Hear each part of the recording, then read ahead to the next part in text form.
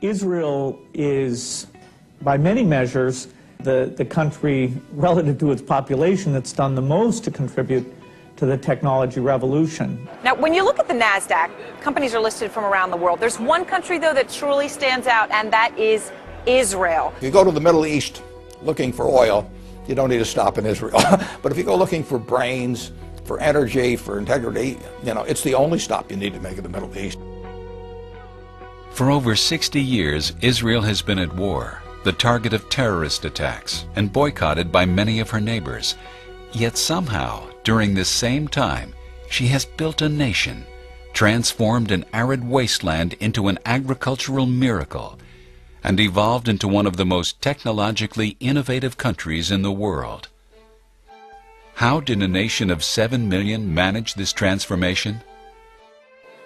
Meir Brand runs Google's Israel operation. The foundation of Israel itself could be seen as an entrepreneurial project.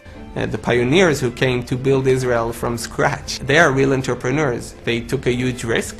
They came to a place that doesn't have much natural resources, that there are a lot of threats from the outside, but they still had a great vision in building a successful country, which means that from the foundation of this country, people were already experienced in risk-taking.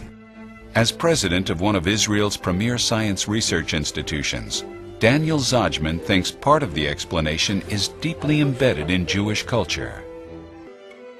We are allowed to ask questions. We are allowed to discuss it. This is very unique, in fact, in the Jewish religion. A willingness to challenge conventional wisdom distinguishes Israel's approach to science. For many scientists, what is on the paper and has been published must be the truth. For an Israeli scientist, what has been published is something one might still question and maybe push further. Israel has this intense penchant for constantly questioning and debating and challenging, which is essential for any innovation-based economy. Dan Senor is co-author of Startup Nation, Israel's Economic Miracle. Some of the factors that have been key to Israel's economic success: the role of the military. Almost every single Israeli goes through a leadership experience at a very young age. They're taught at age 18, 19, 20 years old what it means to lead, what it means to improvise, what it means to be entrepreneurial, albeit out in the battlefield. Civilian R&D spending. Israel spends the highest percentage of its economy compared to any country in the world on R&D. Israel has cutting-edge policies on immigration and assimilation. There are over 70 nationalities represented in Israel. The rapid integration of these immigrants through an aggressive Hebrew language immersion program has ensured they participate in Israel's innovation. If you look at the Soviet wave of immigration, 750,000, tens of thousands of those had these remarkable degrees in mathematics and science. It was just this huge influx of technological talent.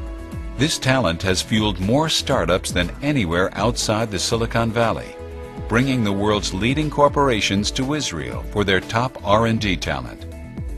And this economic engine has in turn strengthened the young nation.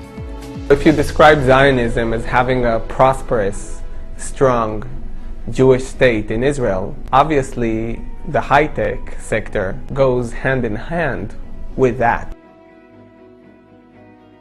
But Israel isn't just innovating for its own ends. A lot of the innovation that comes out from Israel changes the lives of people all over the world.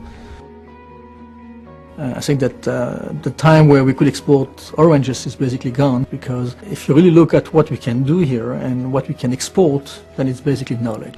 Whether it's in irrigation and saving water, smart use of energy, space investigation, nanotechnology, green technology. The world has a lot to learn from Israel, especially at a time when there is so much yearning for an innovation-based economic strategy. For me, Zionism is not only about the prosperity of Jewish people in Israel, but also Jewish people bringing more prosperity to the world.